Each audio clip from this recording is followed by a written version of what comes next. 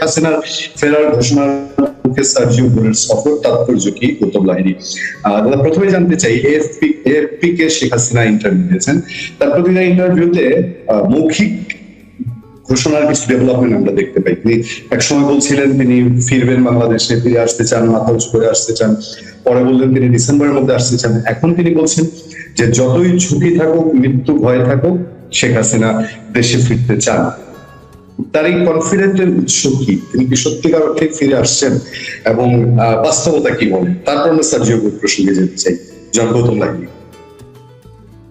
না, এখন মার্কিন যুক্তরাষ্ট্র তারা দেখবে শেখ হাসিনা ফেরার কারণে তাদের যে স্বার্থ বাংলাদেশে যারা রক্ষা করে তার ফলে তার কোনো বিপরীত কিছু ঘটবে কি ঘটবে না, সেটা একটা কারণ হতে পারে। সার্জিও গোর সেই জন্য বাস্তব অবস্থা তিনি পর্যবেক্ষণ করবেন। কিন্তু বাংলাদেশের বর্তমান সরকার বা অন্য জামায়াত বা অন্যরা তারা যে যাই মুখে বলুন যে শেখ হাসিনা বলে আর কিছু নেই, শেখ হাসিনা সমর্থক কিছু নেই, এটা তো বাস্তব ঘটনা। তাদের প্রভাবশালী গোয়েন্দা সংস্থা আছে এবং সিআইএর একজন গোয়েন্দাও আছেন এই মুহূর্তে বাংলাদেশে। ফলে তিনি নিশ্চয়ই সার্জিও গোর সফরের আগে বিস্তারিত তথ্য তিনি জোগাড় করেছেন, এগুলো সার্জিও গোরের কাছে হয়তো পৌঁছে দিয়েছেন বা পৌঁছে দেবেন। বাস্তব পরিস্থিতিটা হচ্ছে শেখ হাসিনার প্রবল সমর্থন আগের তুলনায় আরো অনেক বেড়ে গিয়েছে বাংলাদেশ। শেখ হাসিনার প্রথম ভরসাস্থল সেটা। আমি আজকেই শুনেছি যে তিনি কিছু আরেকটি বাংলাদেশ এই ভারতীয় একটি ম্যাগাজিনে তিনি সাক্ষাৎকার দিলেন, যে ম্যাগাজিনটি আজকে প্রকাশিত হয়েছে, আউটলুক। সেখানে তিনি তো তাকে প্রশ্ন করা হয়েছিল যে ভারতের পররাষ্ট্র মন্ত্রণালয় তো বলছে যে আপনাকে ফেরত দেওয়ার প্রশ্নটা তো সেটা হচ্ছে বন্দি প্রত্যার্পণ চুক্তি অনুসারে তারা করতে চান এবং সেই আইনি বিচার ইত্যাদি দেখে। তিনি তো জবাব দিয়েছেন আইনি বিচারের প্রত্যার্পণের তো প্রশ্ন কিছু আসছে না, যেটা স্বাভাবিক সময় লাগবে। আমি তো অত সময় দিতে পারবো না বাংলাদেশে, আমাকে ফিরতে হবে, কারণ সেখানকার মানুষের জন্য ফিরতে হবে। ফলে তিনি ফিরবেন। তিনি আরো পরিষ্কার করে দিয়েছেন যে আমি জানি যে আমার জীবনের ঝুঁকি আছে, আমি জানি না এটা কম বুদ্ধি তো এইটুকু তো বুদ্ধি আছে, তাহলেও যাবো দেখা যাক তারা আমাকে হত্যা করেন কিনা। সেখানে বর্তমান সরকার প্রাক্তন প্রধানমন্ত্রীকে, সাবেক প্রধানমন্ত্রীকে খুনের দায়ে অভিযুক্ত হন কিনা বিশ্বের দরবারে, সেটা দেখার বিষয় আছে। এগুলো তো সবসময় বাংলাদেশে যারা আছেন তারা তো আসলে অনেকটা মানে চিন্তিত, উদ্বিগ্ন, সেটা কিন্তু বোঝা যায় তাদের কার্যকলাপ দেখে। এখন আপনি যে কথাগুলো বললেন তার আগে আপনাকে আর একটা আজকে গুরুত্বপূর্ণ সংবাদ জানাতে চাই, যেটা হয়তো আমি জানি না বাংলাদেশের গণমাধ্যমে সেটা প্রকাশিত হচ্ছে কি হচ্ছে না বলতে পারবো না। সেটা হচ্ছে যে ভারতের পররাষ্ট্র মন্ত্রণালয়ের স্ট্যান্ডিং কমিটি, যার চেয়ারম্যান শশী থারুর, তিনি গত কয়েক মাস আগে মানে গত বাজেট অধিবেশনের আগে তিনি পররাষ্ট্র মন্ত্রণালয়ের কাছে বাংলাদেশ বিষয়ে কতগুলো তারা কমিটি, সর্বদলীয় কমিটি, সব দল আছে, বিজেপি, কংগ্রেস সবাই, বিজেপিও আছে, শাসক বিজেপিও, সবাই প্রশ্ন করেছিল যে বাংলাদেশের ব্যাপারে ভারত সরকার কি রণনীতি নিচ্ছেন এবং দুদেশের সম্পর্কে আদৌ কোনো উন্নতি হবে কি হবে না। পররাষ্ট্র মন্ত্রণালয় মিনিস্ট্রি অফ এক্সটার্নাল অ্যাফেয়ার্স বলে স্ট্যান্ডিং কমিটির রিপোর্ট আমি দেখলাম, আমার কাছে এসছে, আমার কাছেই আছে, এবং সেটাতে দেখলাম তারা স্পষ্ট ভাষায় লিখেছে ভারত বাংলাদেশের সম্পর্কটার ভিত্তি হচ্ছে 1971 সালের মুক্তিযুদ্ধের আদর্শ, তার বাইরে নয়।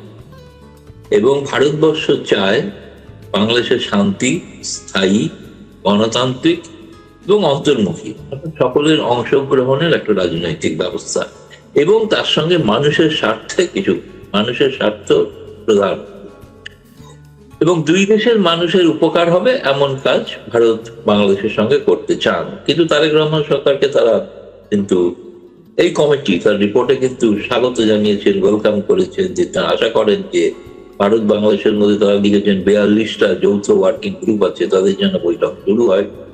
কিন্তু একই সঙ্গে উদ্বেগ প্রকাশ করা আছে কমিটিতে, যেখানে ভারত বিরোধী যে উগ্র প্রচার ক্রমাগত বেড়েছে সেটা রোখার জন্য ভারত সরকার কি করছে।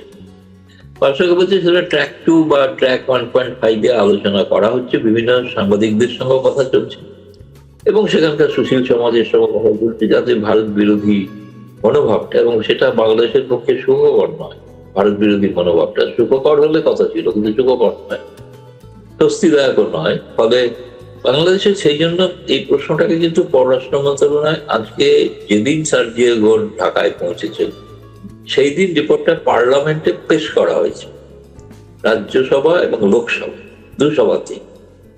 এবং আমি তো লিখেছি এখানে,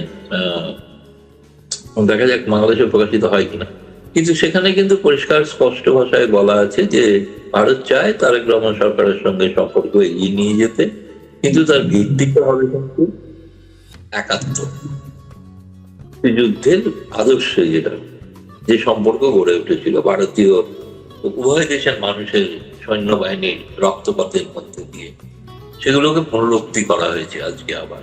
ফলে এটা খুবই আরো তাৎপর্যপূর্ণ বিষয় আমার মনে আছে, কারণ ভারত সরকার তার যে ঘোষিত নীতি তার থেকে ভারত সরকার সরেনি বা সরছে না, সেটা যিনি ক্ষমতায় থাকেন। ভিত্তিটা হতে হবে 1971-এর মধ্যে, এবং সেই কারণেই তারা এখন বলছেন যে ভারত বিরোধী মনোভাব আছে, সেটা বাংলাদেশের বহু মানুষ করে, স্বার্থান্বেষী মানুষ করে, তাতে বাংলাদেশের মানুষের যাতে ক্ষতি হয় তার জন্যই করে। ফলে আজকের দিনে শশী থারুর কমিটির কাছে ভারতের পররাষ্ট্র মন্ত্রণালয়ের জবাব, এটা খুবই তাৎপর্যপূর্ণ। হয়তো আগামীকাল ভারতবর্ষের বহু কাগজে প্রকাশিত হবে বলে আমার ধারণা। অন্যান্য অনেক বিষয় আছে, গঙ্গা চুক্তি নবীকরণের জন্য তারা বলেছেন দ্রুত করা উচিত, তিস্তার ব্যাপারে সংশয় প্রকাশ করেছেন। এখন এগুলো তো আছে, বর্ডার ইত্যাদি যাবতীয় দ্বিপাক্ষিক বিষয়ের যে বিভিন্ন সেক্টর, সব বিষয়ে তাদের প্রশ্ন ছিল, সব বিষয়ে বিস্তারিত দীর্ঘ রিপোর্ট। ফলে পুরোটা এখনো আমি সম্পূর্ণ ফুটিয়ে পড়ে উঠতে পারিনি, যতটুকু পড়েছি মধ্য বিষয় আপনাকে জানালাম। ফলে এটা আজকের দিনের জন্য একটা বার্তাকে দেখতে হবে। সার্জেই গোর, আমি শুনেছি তিনিও বাংলাদেশের অন্তর্মুখী সমাজ, রাজনৈতিক সমাজ গঠনের পক্ষে। আওয়ামী লীগকে পুরো সম্পূর্ণ বাইরে রাখা হবে, এটা রিপাবলিকান পার্টির প্রতিনিধি যেটা চান কিনা সেটা আমরা সেটা শোনা দরকার প্রকাশ্যে। দেখুন, যে কথা বলেছেন সার্জেই গোর, তিনি যা টুইট করেছেন, বাংলাদেশের পররাষ্ট্র মন্ত্রণালয় যেটা পররাষ্ট্রমন্ত্রীও বলেছেন সাংবাদিকদের, যে অত্যন্ত ভালো আলোচনা হয়েছে। কারণ গতকাল তো ভারতের দীনেশ ত্রিবেদী হাই কমিশনের সঙ্গে আলোচনা, তিনিও বলেছেন চমৎকার আলোচনা। তো সার্জেই গোর এবং ভারত দুজনের আলোচনাটাই এত চমৎকার যে এখন দেখা যাক এই চমৎকারিত্বটা ফলে কিনা, সেটা দেখার বিষয় আছে। তো এখন এই দুজনেরই খুশি কথা বলে, মানে বাংলাদেশের পররাষ্ট্র মন্ত্রণালয় দীনেশ ত্রিবেদীকেও খুশি করেছেন, সার্জেই গোরকেও খুশি করেছেন।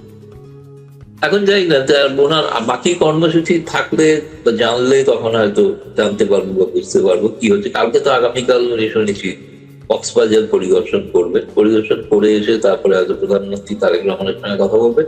আমি এটা শুনেছি, এটা আপনারা খোঁজ নিয়ে দেখতে পারেন, উনি কয়েকজন সাংবাদিকের সঙ্গেও মিলিত হচ্ছেন। সেখানে সেই সাংবাদিক কারা আমি নাম জানি না, অনুমান করতে পারি, কিন্তু অনুমানের ভিত্তিতে তো বলা সম্ভব নয়। কিন্তু আমি বুঝতে পারি যে তাদের কারোর সঙ্গে তিনি দেখা করবেন, এবং তাদের নিজেদের পছন্দ, তারা মার্কিন যুক্তরাষ্ট্র দূতাবাস তারা ঠিক করেছে। ফলে তার একটা সাংবাদিকদের আলাপচারিতায় অনেক স্পষ্ট বেরিয়ে আসবে, এবং আশা করবো সাংবাদিকরা যাবতীয় প্রশ্ন করবে, যে স্বাভাবিক যেগুলো মানুষ জানতে চাইছে। অবশ্যই প্রশ্ন হতে পারে যে শেখ হাসিনা যে ফিরতে চাইছেন এ ব্যাপারে আমেরিকার কোনো মত আছে কি নেই, সেটা প্রকাশ্যে সার্জেই গোর কি বলেন সেটা দেখার বা শোনার অপেক্ষা আপনাদের সঙ্গে আমরাও অপেক্ষা করে আছি। দাদা, আমরা শুনছি যে তার প্রোগ্রামে কিছু চেঞ্জ আসছে, এরকম আপনার কাছে কি তথ্য আছে? আমি এমন বাংলাদেশের সাংবাদিক বলতে আমি জানি যে আমাদের ডিপ্লোম্যাটিক রিপোর্টার্স অ্যাসোসিয়েশন ডিক্যাপ একটা আছে, সাধারণত আমেরিকান কেউ আসলে দেখা করলে ডিক্যাপের সদস্য হয়ে দেখা করেন, তাদের সবাইকে আমরা চিনি। কিন্তু তার প্রোগ্রামে কোনো পরিবর্তনের কোনো খবর আপনি পেয়েছেন? না, আমি সেরকম কিছু জানি না পরিবর্তন কিছু হয়েছে কিনা, কিন্তু কেউ কেউ বলছেন, আমি সেটা তো এখনো ভেরিফাই করতে পারিনি। যে কোথাও একটা তার নৈশভোজের কথা ছিল, সেটা বাতিল হয়ে গেছে, সেটা তো এখনো নিশ্চিত আমি হতে পারিনি। যে পররাষ্ট্র মন্ত্রণালয় তাকে, ধরুন সার্জেই গোরের মতো একটা ইম্পর্টেন্ট মানুষ, তিনি ট্রাম্পের সরাসরি দূত, তিনি পৌঁছেছেন, এবং একটি কাগজ তো দেখলাম লিখতে গিয়ে তার সম্পর্কে একটা অন্য পরিচয় দিয়েছে, তিনি নাকি ঘনকুবের। এখন ঘনকুবের বলে ট্রাম্প রেখেছেন কিনা আমি জানি না, কিন্তু ট্রাম্পের ব্যক্তিগত লোক। ফলে শেষ পর্যন্ত ধনকুবের এই সার্জেই গোর, তিনি শেষ পর্যন্ত সেই ডিনার বৈঠকটা হয়নি বা আমি কনফার্ম করতে পারিনি, হয়তো মানে হওয়ার স্বাভাবিক।